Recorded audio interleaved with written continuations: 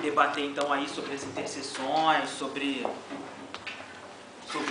se tiver alguma similaridade ou diferença dos trabalhos, a gente poder ter mais tempo, né? Já que a nossa sessão já está aí meia hora passada, né? O trabalho que eu venho apresentar aqui é um trabalho coletivo, feito a 4 mãos. É meu e da Nadine Cabral. Chama-se Educar para Desconfiar, uma pergunta, né? Então a gente tenta analisar as interseções entre a confiança e o controle, né? E esse estudo ele foi feito num colégio com alunos do ensino médio em Porto Alegre, no Brasil, né? E tentando então entender a partir das perspectivas dos alunos. Eu estou na frente, vocês estão conseguindo ver bem? Você está na frente. Estou na frente? Tá. Eu não vou enxergar nada, mas você está na frente. Bom, então a gente começa o trabalho abordando a questão da confiança, né? Porque hoje em dia tudo que a gente vê fala em confiança, né? Anúncio de banco, confia. Campanha de empresa, tem que confiar. O colega de trabalho tem que confiar. Tudo, a confiança ela aparece pulverizada aí nos mais diferentes locais na nossa vida em sociedade, né? E ao mesmo tempo, alguns teóricos advogam que a gente viveria uma crise dessa confiança, né? Muita gente fala que a gente vive numa cultura do medo, porque a gente não confia nem no colega, né? E uma coisa que é muito curiosa, que a gente quando tem filho, neto, etc., qual é a primeira coisa que a gente fala quando a criança vai sair? Olha, você não converse com estranhos. Você não aceite nada de ninguém, né? E aí, então, esses foram algumas das reflexões que despertaram o desejo de investigar esse tema na escola, né? Então, na instituição por excelência da educação dita formal, né? Segundo Humberto Maturana e Asmina Dávila, né, num texto que eu gosto muito, eles consideram que a gente realmente teria, então, uma educação baseada na submissão e na dominação, né? Bom, além das observações na escola, a gente também entrevistou diversos alunos em busca de pistas que pudessem ajudar a gente a compreender melhor esse fenômeno, né? Então eu não vou me deter aqui em questões teóricas, eu vou trazer apenas realmente o substrato dessa pesquisa. Bom, em primeiro lugar, ficou clara a questão da preocupação com a suposta segurança, né? Hoje em dia, muitas das coisas e das medidas que são tomadas são em função da suposta segurança, né? E nessa escola não foi diferente. Então você vê, ao lado do portão de entrada da escola, já tem lá parado um segurança de uma empresa terceirizada, né? Que está sempre acompanhado de 2 monitoras do colégio, né? E o mais refinado e curioso é que todos usam rádios transmissores, né? Então, ou seja, a informação de quem entra e quem sai da escola está ao alcance de um clique do radiotransmissor entre as monitoras e os seguranças que ficam na porta. A questão da disciplina também aparece muito relacionada nisso.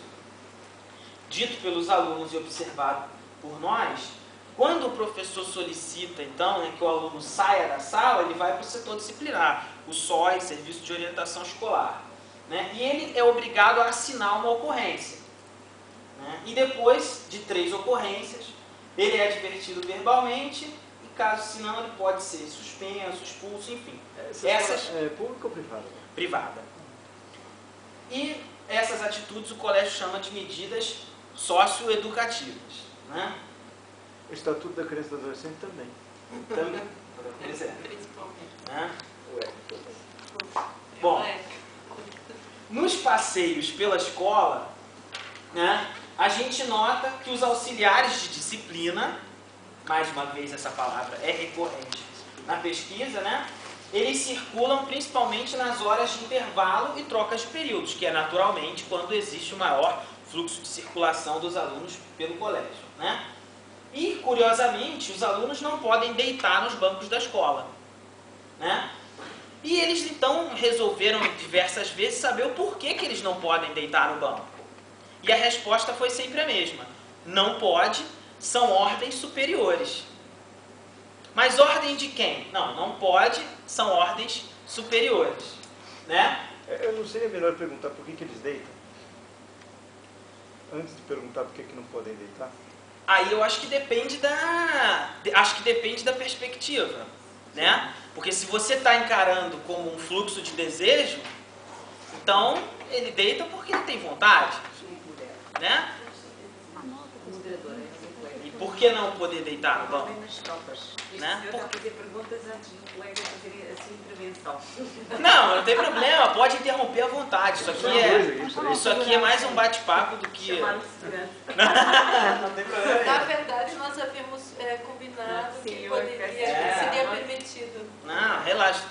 Pode interromper à vontade.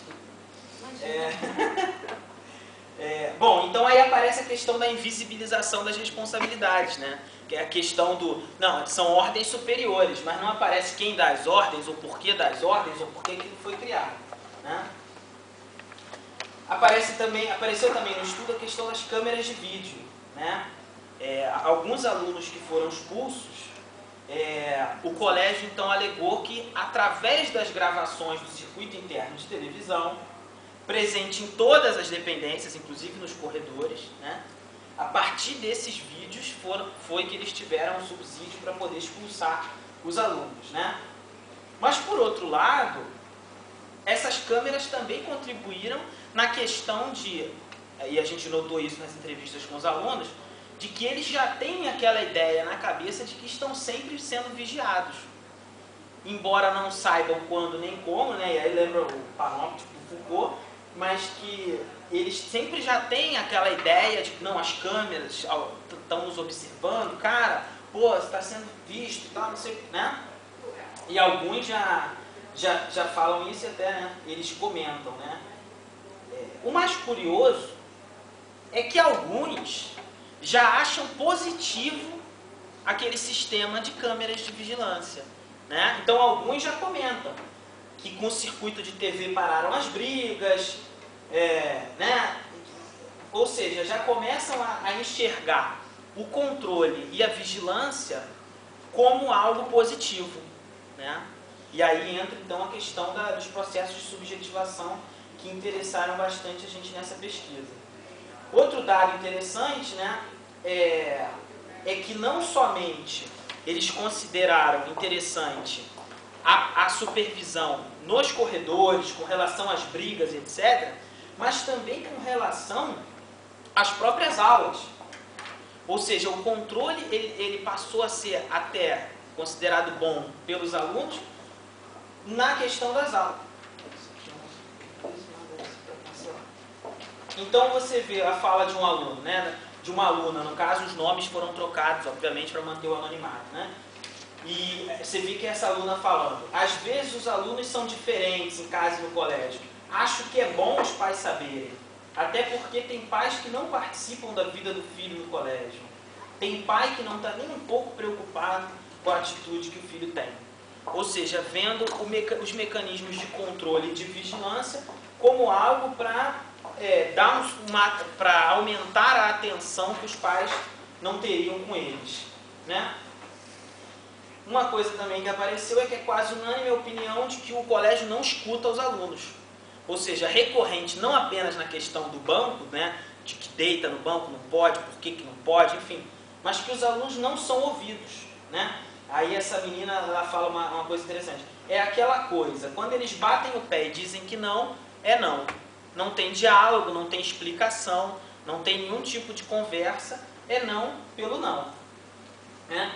E com isso, a percepção de não serem ouvidos, ou seja, de não haver essa troca entre aluno e colégio, acaba gerando em muitos um desânimo, né?